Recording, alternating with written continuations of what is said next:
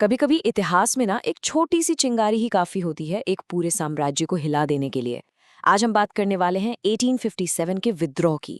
ये कहानी है इस बारे में कि कैसे एक मामूली सी अफवाह ने इतनी बड़ी आग लगा दी जिसने ब्रिटिश राज की जड़ों को ही खोखला कर दिया। तो सवाल यही है, आखिर एक राइफल के कारतूस के बारे में उड़ी एक अफवाह उसने पूरे के पूरे सब कॉन्टिनेंट में, मतलब पूरे उपमहाद्वीप में आग कैसे लगा दी। चलिए आज इसी सवाल की तह तक चलते हैं और इसे समझने की कोशिश करते हैं। हम इस पूरे विद्रोह को 5 हिस्सों में देखेंगे। सबसे पहले वो चिंगारी कहाँ से उठी, फिर वो कौन सा ईंधन था जिसने इस आग को इतना भड़काया। इसके बाद हम देखेंगे कि आग फैली कैसे, इसका पैटर्न क्या था। फिर बात करेंगे कि आखिर ये विद्रोही चाहते क्या थे, और आखिर में हम देखेंगे कि कैसे इस विद्रोह को बेरहमी से कुचल दिया गया। तो कहानी की शुरुआत होती है 10 मई 1857 से। जगह थी मेरठ छावनी। यहीं से वो चिंगारी भड़की जिसने हिंदुस्तान का नक्शा और इतिहास दोनों हमेशा के लिए बदल दिए। देखिए सब कुछ कितनी तेजी से हुआ। 10 मई की दोपहर को मेरठ में सिपाहियों ने बगावत कर दी। उन्होंने सबसे पहले शस्त्रागार यानी जहां हथियार रखे थे उस पर कब्जा किया, अंग्रेज अफसरों को मारा और उनके घरों को आग लगा दी। उसी रात सिपाहियों का एक ग्रुप घोड़ों पर सवार होकर दिल्ली के लिए निकल पड़ा। 11 मई की सुबह होते होते वो लाल किले के दरवाजे पर खड़े थे और बस 1-2 दिन के अंदर पूरी दिल्ली पर विद्रोहियों का कब्जा हो गया और उन्होंने बूढ़े मुगल बादशाह बहादुर शाह जफर को अपना नेता घोषित कर दिया। अब ये जो कदम था ना, ये बहुत ही स्मार्ट और सोचा समझा कदम था। बहादुर शाह जफर को अपना नेता बनाना एक मास्टर स्ट्रोक था। ऐसा करके सिपाहियों ने एक सैनिक बगावत को एक राजनीतिक विद्रोह में बदल दिया। अब इसे एक वैधता मिल गई थी। ये अब सिर्फ कुछ नाराज सिपाहियों का हंगामा नहीं था, बल्कि मुगल बादशाह के नाम पर किया जा रहा एक संगठित विद्रोह था जिसका केंद्र था दिल्ली। लेकिन सवाल यह है कि मेरठ में लगी ये चिंगारी इतनी बड़ी आग बनी कैसे। देखिए सच्चाई ये थी कि पूरा उत्तर भारत ना पहले से ही एक तरह से बारूद के ढेर पर बैठा हुआ था। उसे बस एक चिंगारी की ही जरूरत थी। तो चलिए अब उस ईंधन के बारे में जानते हैं जिसने इस आग को और भड़का दिया। तो जो सबसे तात्कालिक कारण था वो था ये एनफील्ड राइफल का नया कारतूस। एक अफवाह जो जंगल की आग की तरह फैली कि इन कारतूसों पर गाय और सूअर की चर्बी लगी हुई है और इन कारतूसों को राइफल में डालने से पहले दांतों से काटना पड़ता था। अब आप सोचिए, हिंदुओं के लिए गाय पवित्र है और मुसलमानों के लिए सूअर हराम।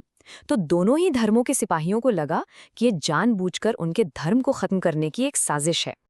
और देखिए, बात सिर्फ एक अफवाह की नहीं थी, माहौल में पहले से ही बहुत डर और शक था। एक और अफवाह ये चल रही थी कि अंग्रेजों ने बाजार में बिकने वाले आटे में गाय और सूअर की हड्डियों का चूरा मिला दिया है। एक भविष्यवाणी भी बहुत मशहूर थी कि प्लासी की लड़ाई के ठीक 100 साल बाद यानी 1857 में अंग्रेजी राज का अंत हो जाएगा। और तो और इसी बीच गांव-गांव में रहस्यमयी ढंग से रोटियां बांटी जा रही थी, जिससे लोग आने वाली किसी बड़ी क्रांति का संकेत समझ रहे थे। इन सब अफवाहों के अलावा लोगों में राजनीतिक गुस्सा भी भरा हुआ था, खासकर अवध के इलाके में। 1851 में गवर्नर जनरल लॉर्ड डलहौजी ने अवध के लिए कहा था, ये चेरी एक दिन हमारे ही मुंह में आके गिरेगी। इस एक लाइन से अंग्रेजों की नीयत का साफ पता चलता है। और फिर 1856 में उन्होंने ठीक वही किया, अवध पर कब्जा कर लिया। इसका असर बहुत ही बुरा हुआ। लोगों के जो प्यारे नवाब थे वाजिद अली शाह, उन्हें गद्दी से हटाकर कलकत्ता भेज दिया गया। जो बड़े जमींदार थे जिन्हें ताल्लुकदार कहते थे, उनकी जमीनें छीन ली गईं, उनकी सेनाएं खत्म कर दी गईं। अंग्रेजों से पहले जहां 67% गांवों पर ताल्लुकदारों का राज था, वो अब सिर्फ 38% रह गया। और किसानों पर, उन पर इतना ज्यादा लगान लगा दिया गया कि उनकी तो जैसे कमर ही टूट गई। मतलब नवाब से लेके किसान तक हर कोई अंग्रेजों के राज से परेशान था। अब एक बहुत दिलचस्प बात यह है कि जब यह विद्रोह फैला तो ये बिल्कुल रैंडम या बेतरतीब नहीं था। पूरे उत्तर भारत में एक छावनी से दूसरी छावनी तक इस बगावत का एक साफ पैटर्न, एक तरीका दिखाई देता है। देखिए, विद्रोह की शुरुआत कैसे होती थी। अक्सर एक तय सिग्नल से, जैसे शाम को तोप दागी गई या बिगुल बजाया गया। सिग्नल मिलते ही सिपाही सबसे पहले शस्त्रागार पर कब्जा करते और सरकारी खजाना लूट लेते। इसके बाद उनका निशाना होती थी सरकारी इमारतें, jail, telegraph office, record room, अंग्रेजों के बंगले। वो गुलामी की हर निशानी को मिटा देना चाहते थे। और फिर शहरों और गांवों के आम लोग भी सिपाहियों के साथ आ मिलते और उन साहूकारों और अमीहों को निशाना बनाते जिन्हें वो अंग्रेजों का चमचा समझते थे।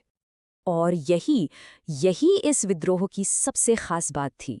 ये सिर्फ एक सैनिक विद्रोह बनकर नहीं रह गया। बहुत ही जल्दी इसमें किसान, कारीगर, आम लोग, स्थानीय नेता सब शामिल हो गए। इसने एक जन विद्रोह का रूप ले लिया, जहां समाज का लगभग हर तबका विदेशी शासन के खिलाफ एक साथ खड़ा हो गया था। तो एक सवाल मन में आता है, ये जो विद्रोही थे, ये आखिर चाहते क्या थे? मान लीजिए अगर वो अंग्रेजों को भारत से निकालने में कामयाब हो जाते, तो वो कैसा देश, कैसी दुनिया बनाना चाहते थे? विद्रोहियों का लक्ष्य एकदम साफ था। वो अंग्रेजों के आने से पहले वाली दुनिया को वापस लाना चाहते थे। उन्होंने जितनी भी घोषणाएं की, हर एक में हिंदू मुस्लिम एकता पर बहुत जोर दिया गया। उनका सपना उस पुराने दौर को वापस लाने का था, जब मुगल साम्राज्य के नीचे दोनों धर्मों के लोग मिलकर रहा करते थे। इससे आप उनकी पूरी रणनीति समझ सकते हैं। वो एक बहुत बड़ा गठबंधन बनाना चाहते थे। इसका सबसे अच्छा उदाहरण है आजमगढ़ घोषणा पत्र। इसमें देखिए, समाज के हर वर्ग से वादा किया गया। जमींदारों से कहा गया कि लगान कम होगा और जमीन वापस मिलेगी।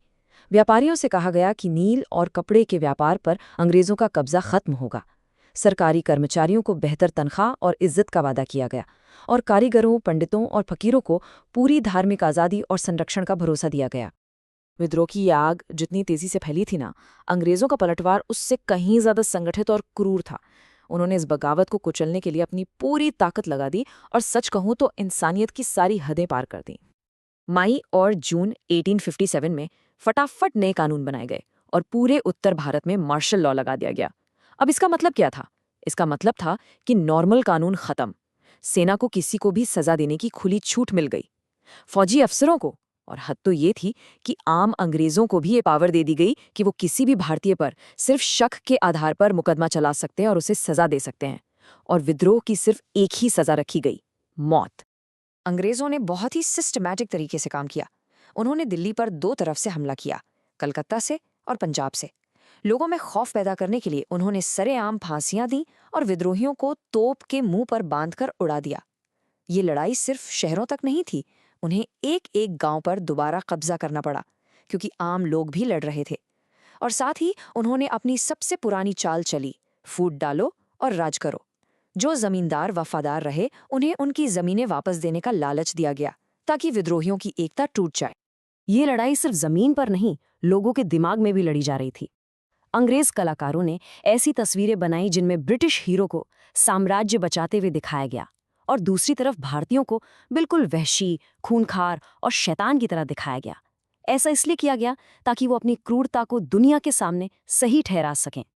ब्रिटेन की एक मशहूर मैगजीन थी पंच। उसमें छपे इस कार्टून का कैप्शन ही सब कुछ बता देता है, बंगाल टाइगर से ब्रिटिश शेर का बदला। ये तस्वीर दिखाती है कि उस वक्त ब्रिटेन में लोगों की भावनाएं कैसी थीं। वो सिर्फ जीत नहीं चाहते थे, वो एक भयानक खूनी बदला चाहते थे। आखिर में विद्रोह का जो दमन हुआ, वो ताकत का एक ऐसा खौफनाक प्रदर्शन था जिसका मकसद सिर्फ जीतना नहीं था। उसका असली मकसद था भारतीयों के मन में ऐसा डर बैठा देना कि आने वाले कई सालों तक कोई भी ब्रिटिश राज को चुनौती देने की हिम्मत ना कर सके। तो आज हमने 1857 की इस कहानी के कई पहलुओं को देखा, लेकिन एक सवाल आज भी हमारे सामने है। इतिहास को 1857 को आखिर किस तरह याद रखना चाहिए? क्या ये सिर्फ एक सिपाही विद्रोह था, जैसा कि अंग्रेज कहते थे, या फिर ये भारत का पहला स्वतंत्रता संग्राम था? शायद जवाब इन दोनों के बीच में कहीं है, और इस पर सोचना हम सबके लिए बहुत जरूरी है। हमारे साथ इस चर्चा में शामिल होने के लिए आपका बहुत बहुत धन्यवाद। अगली बार फिर मिलेंगे एक नए और दिलचस्प विषय के साथ।